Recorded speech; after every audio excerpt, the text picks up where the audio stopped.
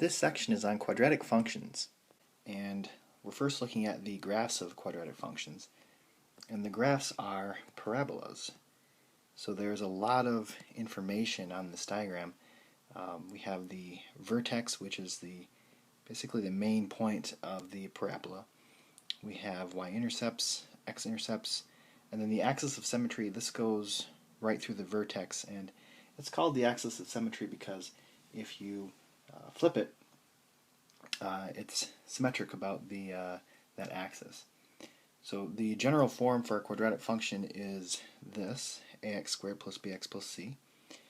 And if a is positive, then the vertex is a minimum because the graph opens up like this. And the vertex would be the lowest point there, or a minimum. If a is negative, the vertex is a maximum because the parabola opens down.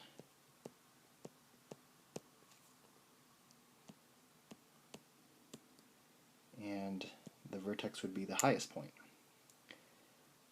So we have a formula for the vertex.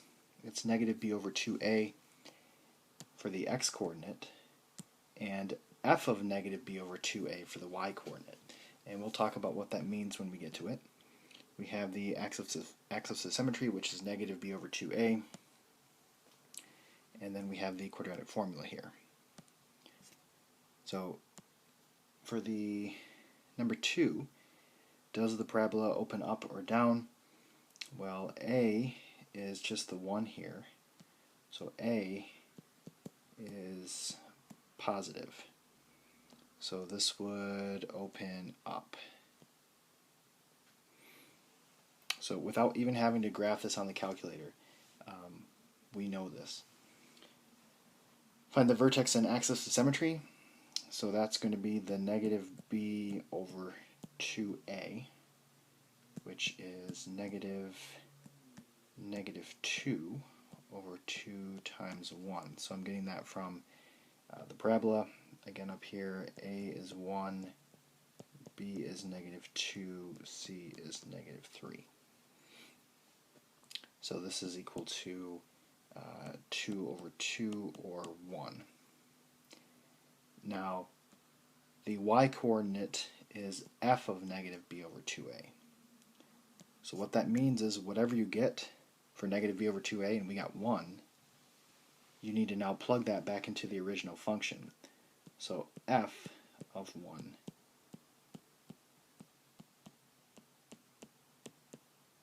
and that should be equal to negative 4. So your vertex is going to be 1, negative 4. And your axis of symmetry that goes through the vertex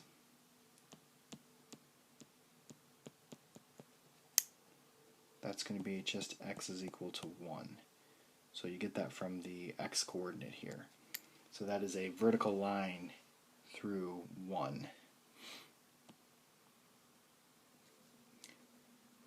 Okay, for the y-intercept, you want to set x equal to 0 because the x-coordinate of every y-intercept is 0. So y is equal to 0 squared minus 2 times 0 minus 3. So I'm just plugging in 0 into my original equation. And I get y is equal to negative 3. So my y-intercept would be 0, negative 3.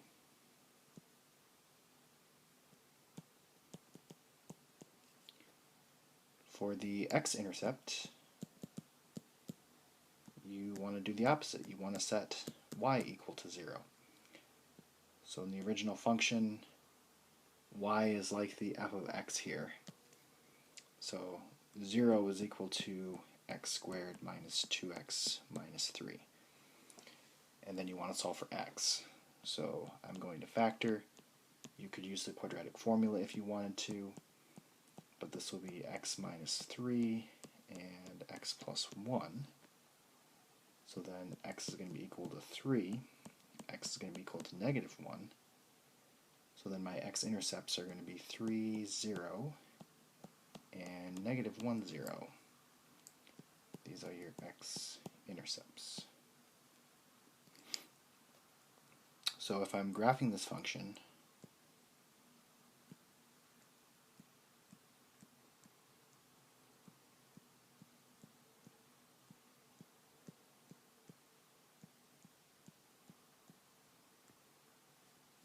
my y-intercept is at 0, negative 3, and my x-intercepts are at 3, 0, and negative 1, 0. And my vertex is at 1, negative 4, so down here. And I know what opens up, so it's going to look something like that. And I know my axis of symmetry goes right down the middle, so that's going to be here. And that'll be my answer.